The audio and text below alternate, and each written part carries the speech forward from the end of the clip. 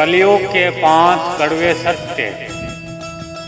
घटना महाभारत काल के उस समय की है जब पांडवों को वनवास हो गया और 500 पांडव वन में जा रहे थे।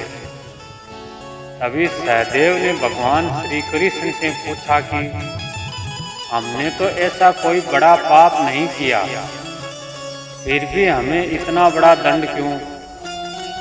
तब श्री कृष्ण ने कहा, प्रिय सहदेव, द्वापर युग अपने अंतिम चरण पर है। ये सब जो हो रहा है वह आने वाले कलयुग का प्रभाव है। इस पर युधिष्ठिर ने आश्चर्य से भगवान श्री कृष्ण से पूछा, हे वासुदेव, कलयुग तो अभी आया भी नहीं है और उसका इतना भयंकर परिणाम क्यों? जब कलयुग आरंभ हो जाएगा तो क्या होगा? भगवान श्री कृष्ण ने कहा, आप सभी भाई वन में जाइए और वहाँ जो कुछ भी आप देखें वापस आकर मुझे विस्तार से बताएं। उसी आधार पर मैं आपको कलयुग की गति के बारे में बता पाऊंगा। भगवान श्री कृष्ण के ऐसा कहने पर 500 भाई वन में अलग अलग दिशाओं में चले गए। 500 भाई वन में जाकर वापस लौटे तो आश्चर्य से भरे हुए थे। चलिए जानते हैं पांडवों ने वन में क्या देखा और श्री कृष्ण ने उनके प्रश्नों के क्या उत्तर दिए।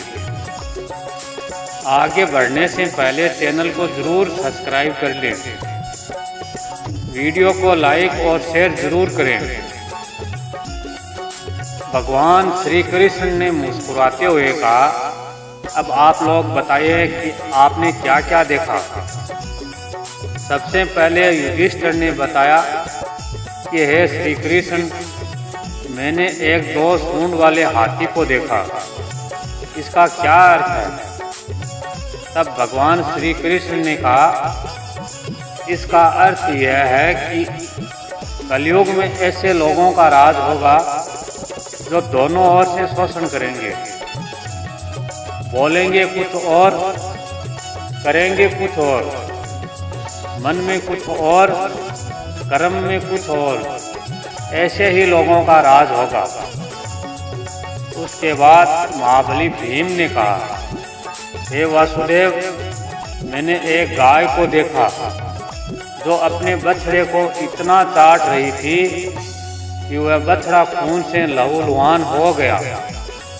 इस प्रश्न का उत्तर देते हुए श्री कृष्ण ने कहा, इसका अर्थ यह है कि कलयुग का मनुष्य अपने बच्चों को आवश्यकता से अधिक लाड प्यार करेगा। उनकी अपनी संतानों के प्रति माया और ममता इतनी बढ़ जाएगी कि उनकी संतानों को अपने विकास का अवसर ही नहीं मिलेगा। कलयुग में माता पिता अपने संतानों को परिवार की मोह माया में बांध कर रखेंगे, जिसके कारण उनका घर बर्बाद हो जाएगा।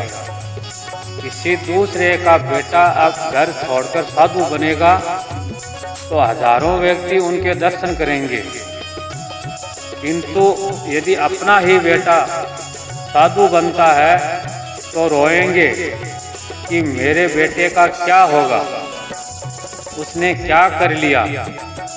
माता पिता की इतनी सारी ममता होगी कि उसे मोह माया और परिवार में बांधकर रखेंगे और उसका जीवन वहीं खत्म हो जाएगा।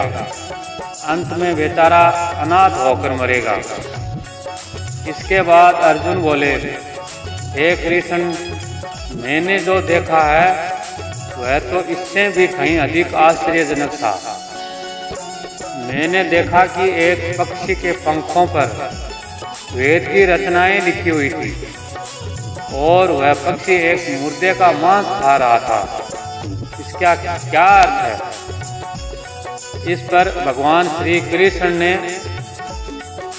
मुस्कुराते हुए कहा कि कलयुग में ऐसे लोग होंगे जो बड़े ज्ञानी और ध्यानी कहलाएंगे।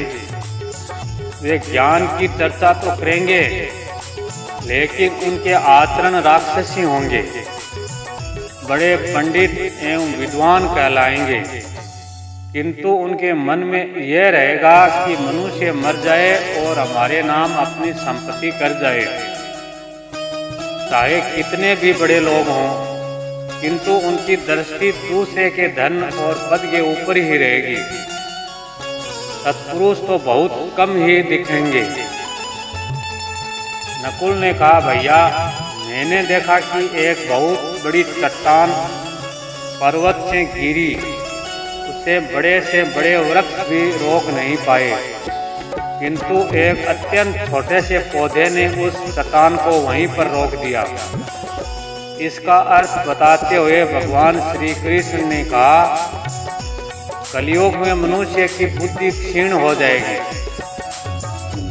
और उसका जीवन पतन की ओर जाएगा, और उस पतन को धन और बड़े बड़े सत्ता रूपी वृक्ष रोकने में असक्षम होंगे, किंतु हरि का नाम एक छोटे से पौधे से मनुष्य जीवन का पतन होना रुक जाएगा। अतः कलयुग में हरि नाम ही मोक्ष और मुक्ति का एकमात्र मार्ग होगा। सबसे अंत में सहदेव ने कहा, हे मधुसूदन, मैंने देखा कि 6 सांप कुएं थे और आसपास के कुओं में पानी है, किंतु बीच का कुआं खाली है। बीच का कुआं गहरा है, फिर भी पानी नहीं है। ऐसे कैसे हो सकता है और इसका क्या अर्थ है? इस पर भगवान श्री कृष्ण बोले, कलयुग में धनी लोग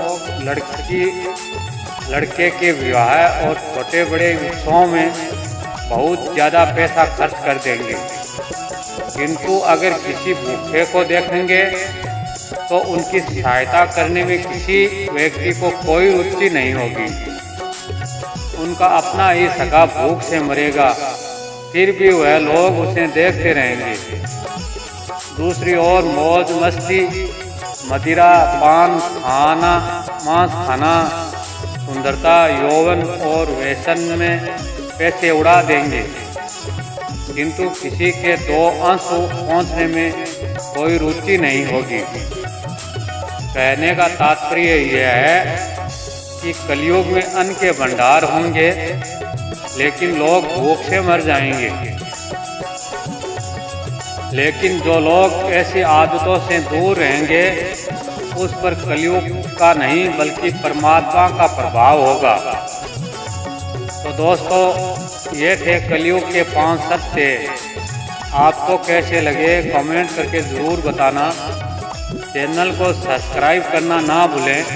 धन्यवाद।